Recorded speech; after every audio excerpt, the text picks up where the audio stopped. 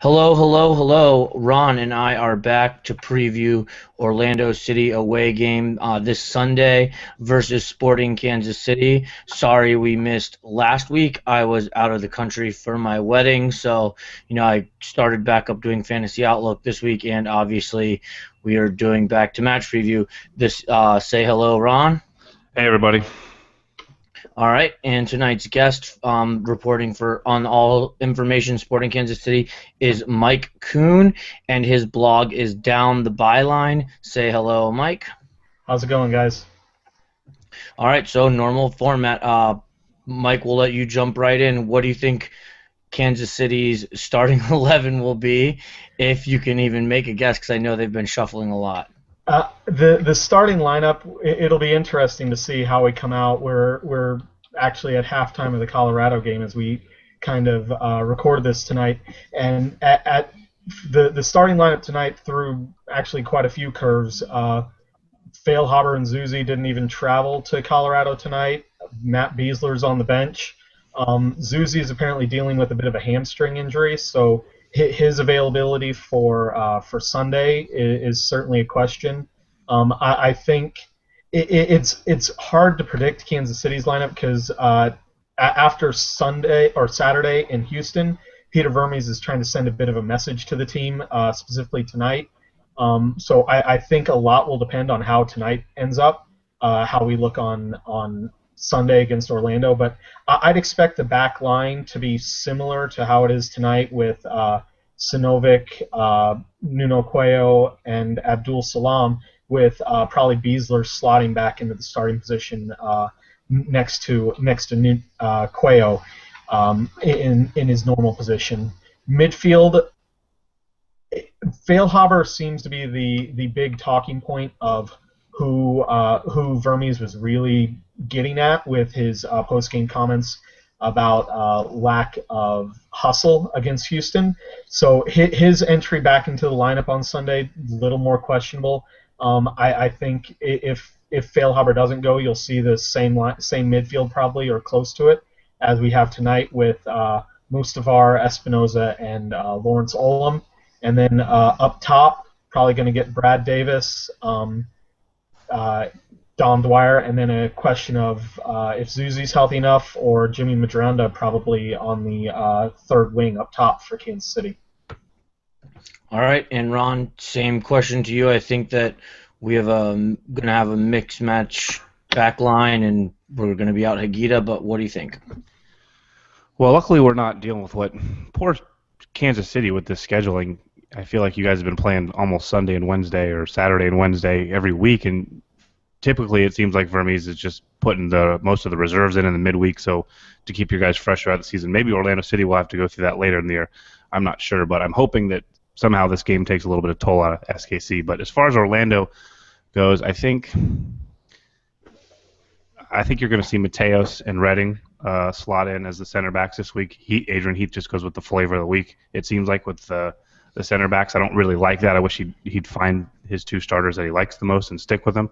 I think we'll see Breck Shea and Rafael Ramos, typical fullbacks for us. I think there's a slight chance you could see Alston in for Ramos, just because Ramos has been quite the headache with some of the silly yellow cards he's been picking up, and at some point Adrian Heath is probably going to punish that.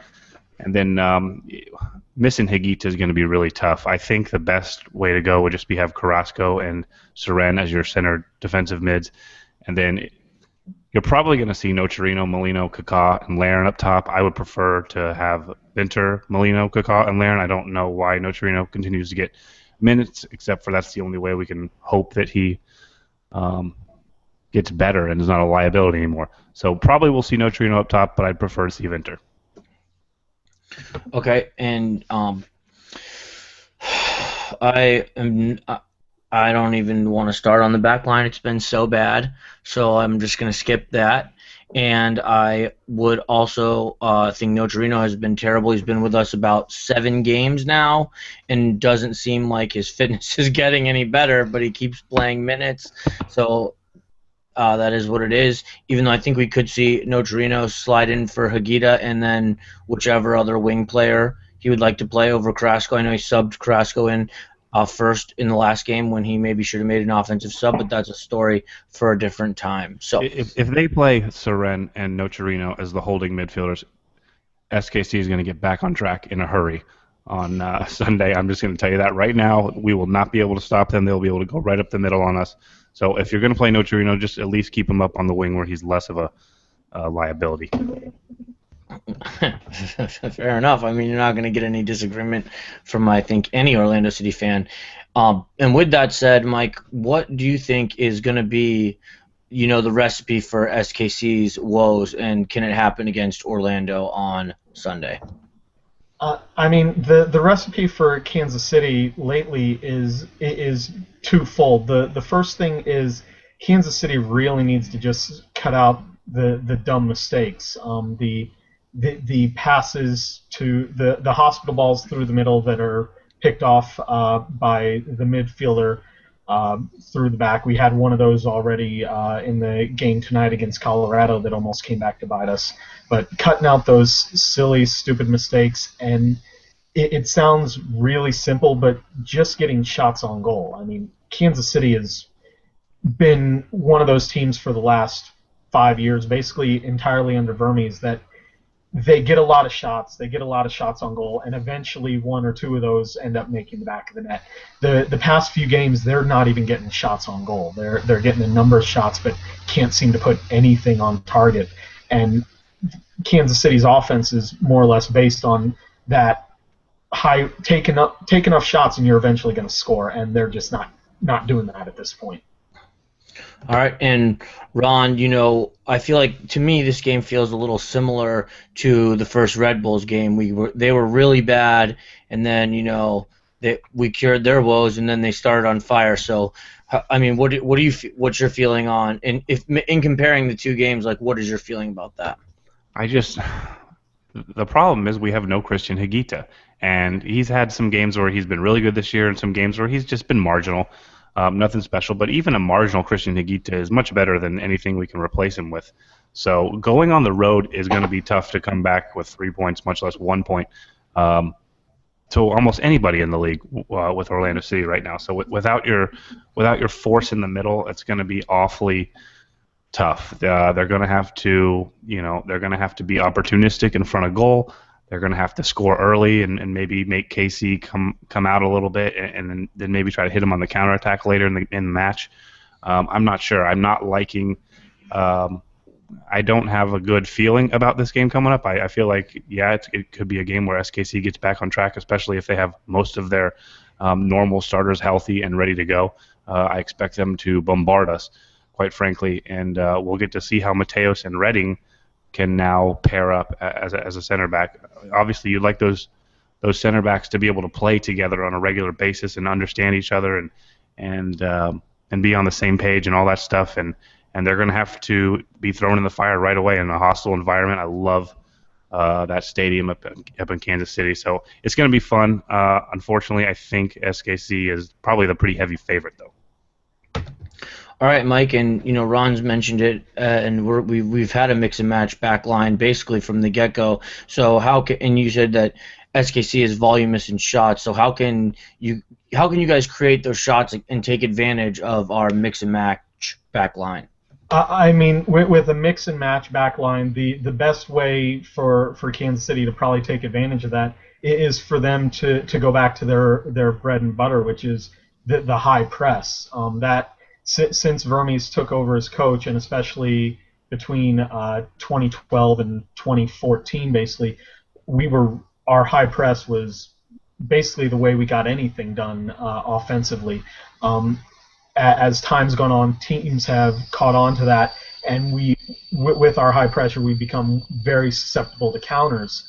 But that's the way we've gone about being able to get points, being able to get goals, is just with our high pressure. And with a mix and match back line, you have guys that aren't always playing together, guys that aren't always completely comfortable with the guy they're next to, and that's something that a Kansas City side that's really on with their high press can really take advantage of. And Mike, why has Kansas City gotten away from that in this game? This last, I think, whatever you're 6 winless.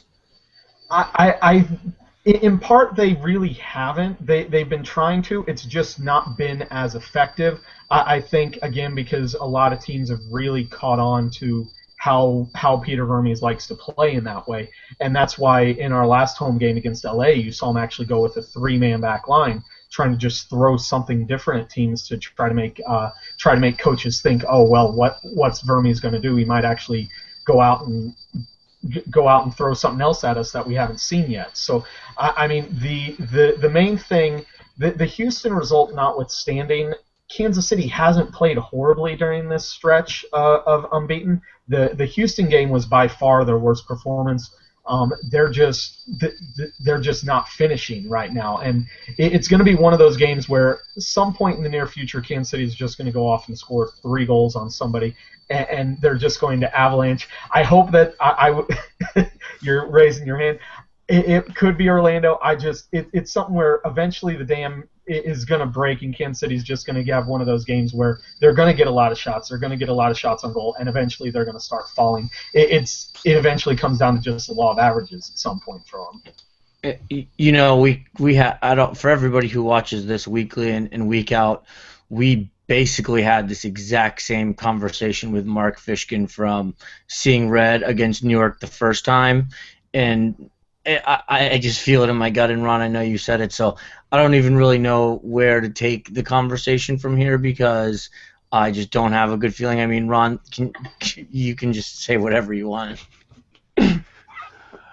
Well, yeah, I mean, it is looking like that type of game, but I mean, I wouldn't say that. I'm not going to just say Orlando City on the road is going to fix everybody's woes. The problem is, and I'll keep saying it again, we're missing our best player, and I'll say over and over, week in, week out, if Christian Higuita isn't our most, if he isn't our best player, he's our most important player. I want to say he missed that Red Bulls match. I'm not sure if he missed the first one.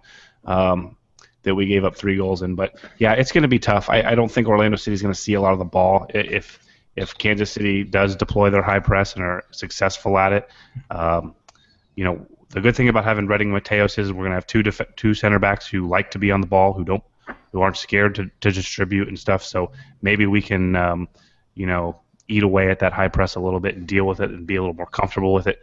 But it's going to be tough. Like I said, we're going to have to rely on a little bit of luck.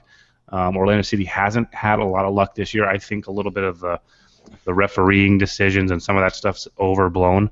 But I will say Orlando City is probably due some favorable luck either from the referee or just maybe some favorable bounces in the box. Kyle Larin hasn't scored in a couple weeks, which is pretty much a long drought for Kyle Larin when he goes 2 or 3 games without scoring. So, yeah, like I said earlier, it's going to have to be Orlando City is going to have to be opportunistic. If they come away with a point in KC, I think it'll be a great result that we can all be proud of. Fortunately, I'm probably not going to predict that later in the show. And Ron, I'm going to ask you one question with 2 parts. So with the pairing of with Mateos and Redding, what do you think the best case scenario is, and what do you think the worst case scenario is? Well, the best case scenario is that we'll get our second clean sheet of the season. I don't expect that to happen, but Adrian, the best case scenario is that these two have a really good game. Even if they give up a goal, it's going to be a tough environment. It's going to be a tough game no matter what. But Adrian Heath has to settle on 2 center backs, and they have to play together week in and week out. And whichever center back is the odd man out, let's say it's Hines for right now, that center back needs to sit on the bench for a month. I mean, if this team's not going to be consistent, they're not going to, you know, they're giving up too many goals right now. And if they're going to continue to do that, they're going to continue to draw a lot of these games where even they look like the better team, they still only come away with a point, like against Red Bulls last week. So we need to get 2 center backs who are comfortable playing together, are on the same page, 2 guys that don't need to talk to each other. They know where each other are going to be. Because as you saw last week, Bradley Wright Phillips literally just runs like a little out and around of Hines, and Mateos isn't telling Hines where he is. Hines has no idea where Bradley Wright Phillips is, and he just slots home an easy far post shot. So that's the kind of stuff that has to stop. All right, and Mike, I know Quello's been great for you guys, and that was a good signing in the offseason. And then Bessler's just coming back. So how are your center backs looking since we've been talking about ours? I mean, Beasler, or I'll start with Cuello since that's where you started. Cuello's been everything that Kansas City could have wanted in a center back partner for Beasler. I mean, last year we came into the season with Opara and Beasler expected to be the starters, and Opara went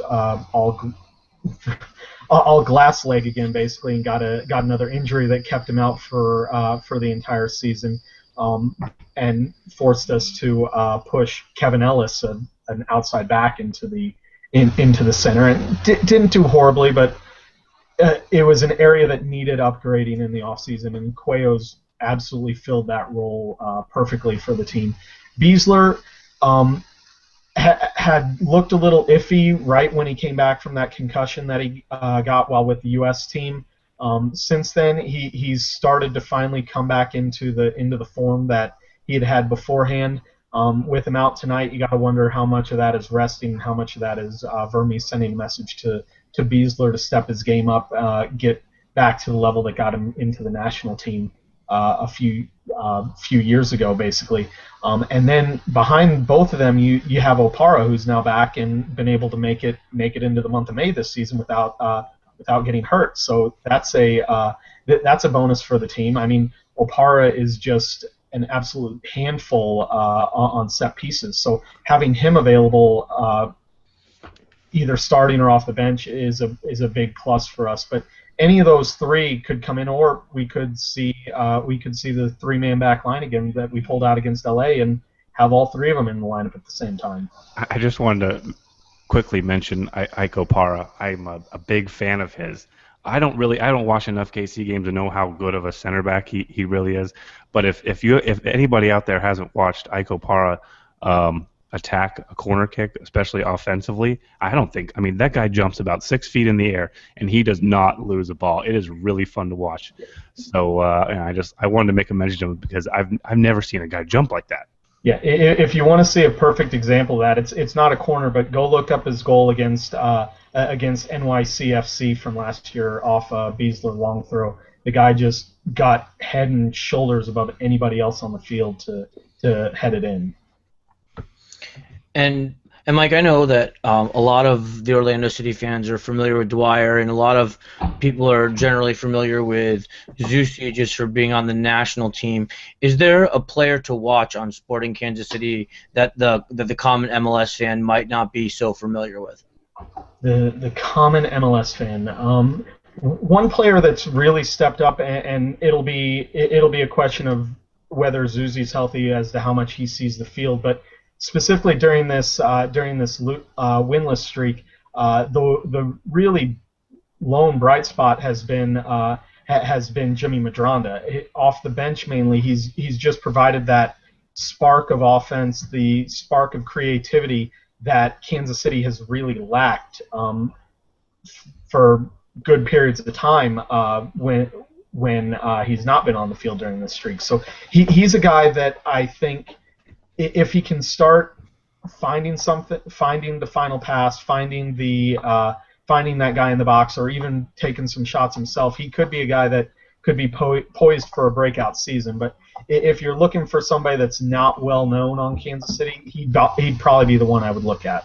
All right. And Ron, Molino's been really hot, so do you think he keeps up the scoring streak this week? If you evaluate a lot of Molino's goals, they're opportunistic. They're like last week, Kyle Aaron kind of toe pokes it and the ball deflects off a defender, and Molino's just kind of been in the right place at the right time. He doesn't have too many pretty goals. He's got a PK and he's got a couple others where the ball just ping ponged around in the box, and he happened to be in the right spot to put it home. So I would like to see Molino be a little bit more involved in some goals that are prettier. I mean, I know every goal counts the same, but you can only expect these fortuitous bounces so many times. But yeah, I mean, I don't know that Orlando City is going to score a goal. I think if they do, it'll probably be Larin. He's been working really hard the past couple of weeks, but hasn't had much success in front of goal. So yeah, I think Molino just needs Molino. The thing is, you really need Winter and Molino in there together because we're going to have to put in a heck of a defensive shift on Sunday. So whether Molino has a good game or not probably won't depend on if he scores a goal. It'll probably depend on his overall box-to-box presence. All right. Well, I don't have anything else. Mike, do you have any points that you'd like to make about Sporting Kansas City or questions about Orlando before we go to score predictions? I mean, not really. I mean, the one big thing that I know a lot of people in Kansas City are disappointed in, and it goes back to the center back discussion. A lot of Kansas City fans were looking forward to welcoming Colin back uh, for this game, which obviously has been thrown off a bit by the trade. But I mean, if he's not playing for you guys, getting him off your books with his salary wasn't a bad move at all. But I know there's little bit of disappointment among KC fans that they don't get to see Colin come back to Kansas City this year. Yeah, Well, I y'all can don't. relax. I mean, you're going to get to see Kaká. Kaká's a little better than Colin, but I understand the sentimental value there. Oh, And I mean, yeah, absolutely. Yeah, no, I'm looking forward to seeing Kaká. I'm putting that right up around getting to see Giovinco finally earlier this season. Two guys that just fun to watch when they're on the ball.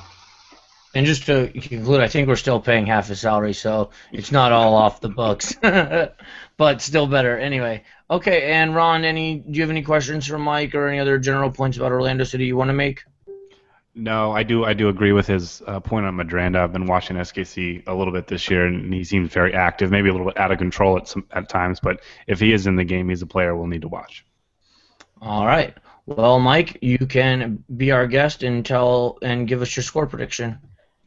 Score prediction. I really, really, really want us to break this winless streak, whether it's tonight in Colorado or whether it ends up being against you guys. At some point, we got to start picking up wins at home. Losses against Colorado, draws against LA, losses against Salt Lake. We got to get 3 points at home, and I think this one has to be one that we have to get 3 points off of. I'm gonna go with I'll go with 2-1 SKC. I'll go with Dwyer getting a brace, just to kind of turn the knife just a little bit on you guys. All right, Ron. I predicted earlier in my own podcast that it would be 2-0 Sporting KC. I think Dwyer gets one, and somebody else. We'll see who's healthy with this team. Maybe Fellhaber gets on the score sheet. But I just don't see us having the ball a lot unless we get a couple lucky breaks. I think Sporting Kansas City kind of handles this pretty easily. All right. Well, Pick my us up gut, here, Sam. Give us my, some options. no, I'm not going to do it this week. I usually try, but my gut feeling is telling me that this is a repeat of the Red Bulls game. We saw them 3 weeks ago when they were in a drought, and our defense is just so bad that I think it happens again. I project 2-1 Kansas City. I think Molino keeps poaching, and I think our mix and match center backs are just as disastrous as normal. So that's all I got. And Mike, before we conclude, I want to just say thank you for coming on, and it makes it much easier to have somebody who actually knows the other team better than I do. So I really appreciate that. And can you please tell everybody where you can be found on social media? Sure, it's a pleasure, guys. I always enjoy talking soccer with pretty much anybody, so it's always a pleasure. People can find me on Twitter at Down The Byline. Also, my blog downthebyline.com are the two places you can really find me. All right, and you guys all know Ron. He's from City Soccer Talk. Nothing new there, and I'm OC Lions Fan TV. I've been doing match reviews for probably about around a year now. So thank you guys. That's all for our time, and we appreciate yours. Ron, you want to say one last goodbye? Bye, everybody. Let's pray to whatever soccer god you pray to. We're going to need it this weekend. All right, that's all for our time, and thank you for yours. Peace out. Yeah.